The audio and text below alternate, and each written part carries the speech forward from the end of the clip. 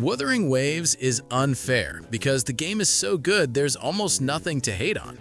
Hey everyone, welcome back to another episode of Your Daily Guides, the series where I dive into in-depth guides and walkthroughs for games like Honkai Star Rail, Zenless Zone Zero, and Wuthering Waves. If you clicked on this video, you probably thought this was going to be a hate video, but it's not.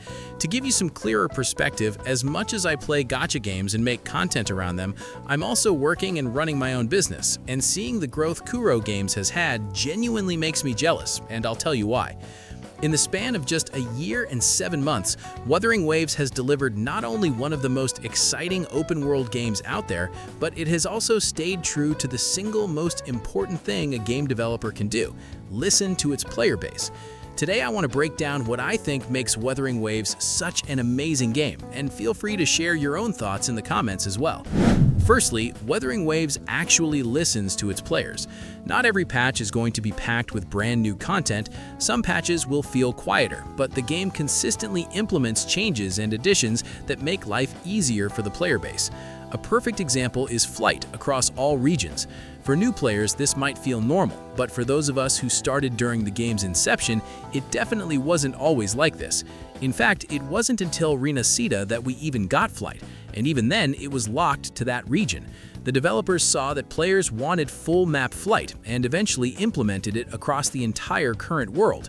Small things like QoL improvements for better visibility, faster farming, and replayability add up. At this point, players aren't even asking for features anymore. We just wait to see what the devs roll out next. The only real issue I'd point out is the Echo upgrade system, but I won't go into detail on that. One aspect still needing work doesn't justify saying the developers aren't listening. It may just be taking longer than expected to integrate. Secondly, Wuthering Waves has established itself as arguably the king of open-world exploration. There really isn't enough said about how convenient flight is in this game, and honestly, I'm jealous of anyone starting now. When we began playing at launch, flight wasn't even a thing. And you know what? I think Wuthering Waves initially tried to follow Genshin's design philosophy, but then realized, no, we can do better, and they did. Flight in Wuthering Waves isn't just a gimmick, it's a core feature that many games don't even attempt. Having it across the entire map is genuinely rare.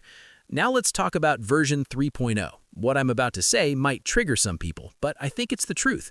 Wuthering Waves essentially took aspects of Shalonen's and Mavuika's kits and made them accessible to every player without time limits. Think about that for a second. We have access to a bike anyone can use that does what Mavuika does with no timer, plus a grappling hook, music playback, auto riding, and even auto material collection. I mean, come on, what more needs to be said? They know exactly what they're doing, and honestly, good on them. Thirdly, the gameplay of Wuthering Waves is constantly evolving, and compared to other games, it has far more plug-and-play characters. These are units that don't need very specific team setups to perform well. Shorekeeper is easily the most universal support the game has ever released. She fits into almost any team, and to this day hasn't really been replaced. Augusta and Yuno can be slotted into separate teams, cover different elemental needs, and still perform exceptionally well. As much as forcing specific characters would make them more money, the developers don't do that, and that says a lot. There's so much more I could talk about, but I genuinely love to hear from you. What improvements has Wuthering Waves made that enhanced your experience as a player? And this might be a bit off topic, but as a long-term Genshin player, I really hope Wuthering Waves continues at this pace, so Genshin is forced to wake up. If changes aren't made now, Genshin may never see the light of day in future Game Award nominations, and that would be incredibly disappointing for longtime fans. But what do you think? Let me know your thoughts in the comments below. If you enjoyed this breakdown and found it helpful, make sure to subscribe for more. Thanks for watching. Take care, and I'll catch you in the next one. Peace.